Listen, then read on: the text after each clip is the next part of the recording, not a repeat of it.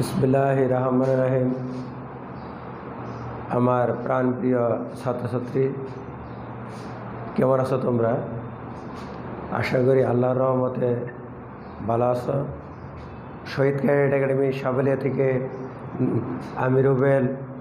দেখো, তোমাদের ষষ্ঠ শ্রেণী অর্থাৎ আগামী শুক্রবার যে পরীক্ষার সিলেবাসটা আছে, পাটিগণিত, বর্গ, বর্গমূল, এমপিএস এবং ক্ষেত্রফল অঙ্ক, এই সিলেবাস থেকে আমি কিছু অঙ্ক করাবো। দেখো, বর্গ ও বর্গমূলের বিভিন্ন সালভিত্তিক অঙ্ক ক্যাডেট কলেজ পরীক্ষায় আসছিল।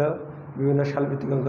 এক নম্বর, কোন সংখ্যার বর্গমূলের সাথে 11 যোগ করলে যোগফল 4-এর বর্গ হবে? তাহলে ধরি সংখ্যাটি এক্স, তাহলে এক্সের বর্গমূল কত? √x। এখন √x যোগ 11 সমান 4-এর বর্গ। 4-এর বর্গ, 4 হোল স্কয়ার, 4-এর বর্গ। যা যে সংখ্যার বর্গ বলবে সেই সংখ্যাকে 2 বার গুণ। √x যোগ 11, 4 হোল স্কয়ার, 4 কয়বার গুণ? 2 বার, 16। √x, তাহলে 11 বাম পক্ষে যোগ আছে, ডান পক্ষে গেলে বিয়োগ।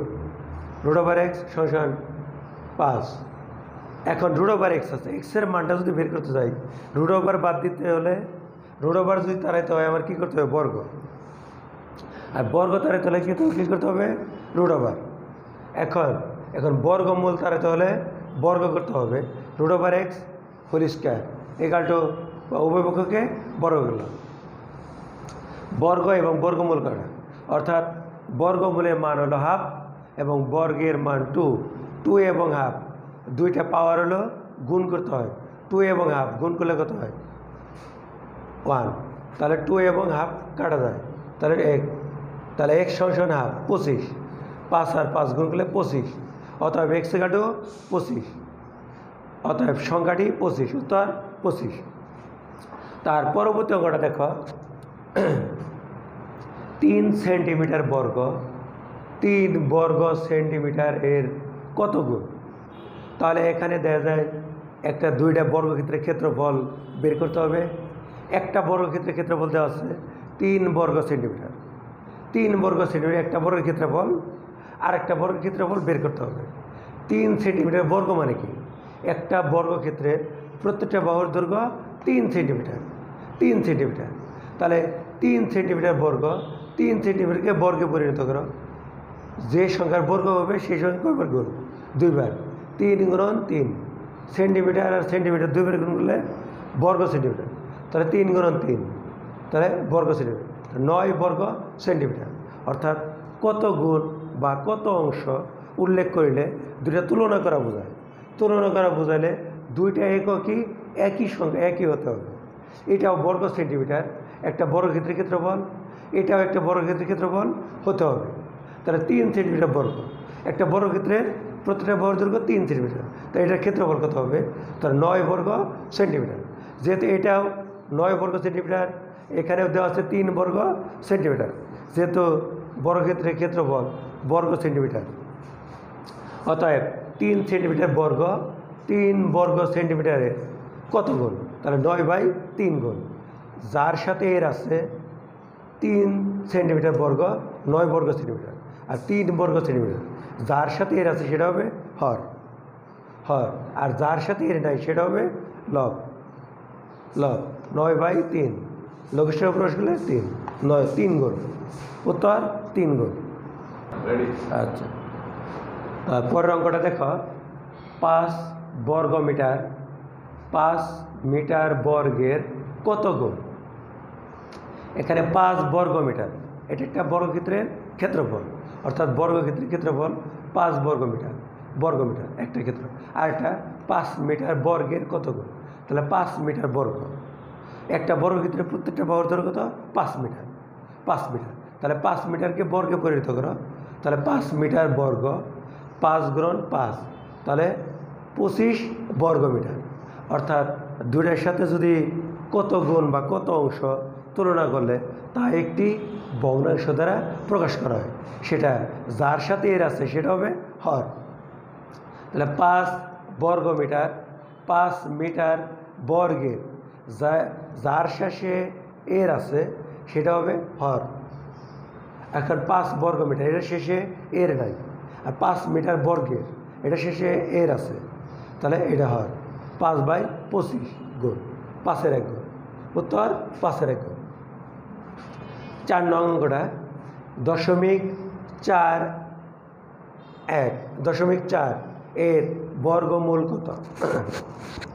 তাহলে দেখো, যেটা 0.4 পূর্ণবর্গ সংখ্যা, কিন্তু 0.4 পূর্ণবর্গ সংখ্যা নয়, কিন্তু 0.04 পূর্ণবর্গ সংখ্যা। 0.04 পূর্ণবর্গ সংখ্যা, কিন্তু 0.4 পূর্ণবর্গ সংখ্যা নয়।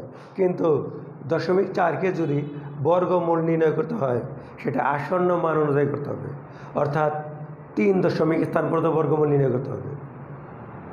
যদি উল্লেখ যদি না থাকে, এখন দেখো দশমিক বিন্দুর পরে কমপক্ষে 6টি অঙ্ক নিতে হবে, কমপক্ষে 6টি অঙ্ক নিতে হবে।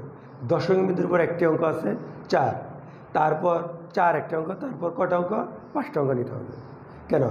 আমার সূত্রে আছে 3 দশমিক স্থান পর্যন্ত বর্গমূল নির্ণয় করতে হলে দশমিক বিন্দুর পর কমপক্ষে 6টি অঙ্ক নিতে হবে। অর্থাৎ এখানে যদি নির্দিষ্ট করা থাকে যে 3 দশমিক স্থান পর্যন্ত বর্গমূল নির্ণয় করো, তাহলে এখানে বাদ্যের ঘরে দশমিক বিন্দুর পরে 4 জোড়া নিতে হবে, 4 জোড়া। আর 2 দশমিক স্থান পর্যন্ত বর্গমূল নির্ণয় করতে হলে দশমিক বিন্দুর পর 3 জোড়া নিতে হবে, 3 জোড়া। অর্থাৎ যত দশমিক স্থান পর্যন্ত বর্গমূল নির্ণয় করতে হবে বাদ্যের ঘরে তার সাথে 1 জোড়া বেশি নিতে হবে। যেহেতু এখানে কোনো উল্লেখ নাই, তাহলে বাদ্যের ঘরে কমপক্ষে 6টি অঙ্ক নিতে হবে। তার একটা অঙ্ক তো আছেই 4, তাহলে কটার সঙ্গে দেবো? 5টা। এখন জোড়া বাঁধো, ডান পাশ থেকে জোড়া বাঁধলে, ডান পাশ থেকে জোড়া বাঁধলাম, এই 2 শূন্য জোড়া, এই 2 শূন্য জোড়া, আর এই 40 জোড়া। এখন দশমিকটা ফলে করে নিয়ে নাও। 40-এর মধ্যে কত পাওয়া যায়? বর্গের মধ্যে 6 বার, 6-এর বর্গ 36। এখন বিয়োগ করলাম 4। এখন 4 বিয়োগ করবো, বাম পাশে একটা দাগ দিতে হয়, বাম পাশে একটা দাগ দাও। দাগ দেওয়ার পর ভাগফলটা কত? 6, স্বাভাবিক সংখ্যা 6। 6-এর দ্বিগুণ 12, ভাগফলের দ্বিগুণ করে আনতে হবে বাম পক্ষে বাজকের ঘরে, বাজকের স্থানে ভাগফলের দ্বিগুণ করে আনতে হবে 6। 6-এর বর্গ 12। এখন পরবর্তী জোড়াটা কেটে আনো। এই বাজকের ঘরে যে একটা 12 সংখ্যাটাতে লেখবা, এমনভাবে লেখবা তার পরবর্তীতে একটা বা 2টা অঙ্ক যাতে লেখা যায়। এখন পরবর্তী জোড়াটা কেটে আনো 400। 12-র পরে যে সংখ্যা লেখবা মোট সংখ্যাকে সেই সংখ্যা দেখুন। এখন 12-র পরে 2 লিখলে 2 দিয়ে গুণ করলে কম হয়, 400-এর বেশি নেওয়া যাবে না, 400-এর কম অথবা সমান। এখন 12-র পরে 3, 123 হয়, 123কে 3 দিয়ে গুণ করলে 369। আবার 12 পরে 4 নাও, 4 দিয়ে গুণ করলে বেশি জায়গা, বেশি নেওয়া যাবে না। 3 বার 123কে 3 দিয়ে গুণ, 369। অর্থাৎ 12-র পরে যে সংখ্যাটা লিখবা 6-এর পরেও সেই সংখ্যাটা লিখতে হবে। বিয়োগ করলে 31 থাকে। এখন বাম পক্ষে একটা দাগ দাও, দাগ দেয় 63-এর দ্বিগুণ, অর্থাৎ কত থাকে? 63-এর দ্বিগুণ কত? 126। এখন 31 বাদ্যর ঘরে 31 আছে, 31-এর পরে বাদ্যর ঘর থেকে পরবর্তী জোড়াটা কেটে আনো, পরবর্তী জোড়াটা কেটে আনলাম 3100। 126-এর পরে যে সংখ্যা লিখবা মোট সংখ্যাকে সেই সংখ্যাতে গুণ করতে হয়। 126-এর পরে 2 দিয়ে গুণ করলে মোট সংখ্যাকে 2 দিয়ে গুণ করলে 2524 হয়, 2524 হয়। দেখো এখানে আছে 3100, 3 বার দেয় না, 3 বার দিলে আরও বেশি হয়, তাহলে 2 বার দিতে হবে। দুইবার বিয়োগ করলে 576। তাহলে 576। এখন যেহেতু এটা নির্দিষ্ট উল্লেখ নাই যে বর্গমূল নির্ণয় করো, অর্থাৎ দশমিক বিন্দুর পর কমপক্ষে 6টি অঙ্ক নিয়ে এটা করতে হবে। 0.632 অর্থাৎ দশমিক বিন্দুর পরে দুই দশমিক স্থান পর্যন্ত যদি নির্ণয় করতে বলে, তার পরবর্তী অঙ্কটা 2 দশমিক স্থান পর্যন্ত নির্ণয় করতে বললে তারপরের অঙ্কটা কত হয়? 0.63। তারপরের অঙ্ক 2। যেহেতু তারপরের অঙ্কটা যদি 4-এর বেশি হয় তাহলে পূর্বের অঙ্কের সাথে 1 যোগ করতে হয়। আর এখন যেহেতু এখানে 4-এর কম 2, এখানে পূর্বের অঙ্কের সাথে 1 যোগ করতে হবে না। এখন পরবর্তী যেটা আছে সেটা লিখতে হবে 0.632 অথবা 0.63ও লিখতে পারো। 0.63ও লিখতে পারো, এটা প্রায়। তার পরবর্তী অঙ্ক 0.30576 এর বর্গমূল কত? ডান পাশ থেকে দাগ দাও। ডান পাশ থেকে ডাক দিলে 76, 05 জোড়া বাঁধো, 2 অঙ্ক পর জোড়া বাঁধো ডান পাশ থেকে।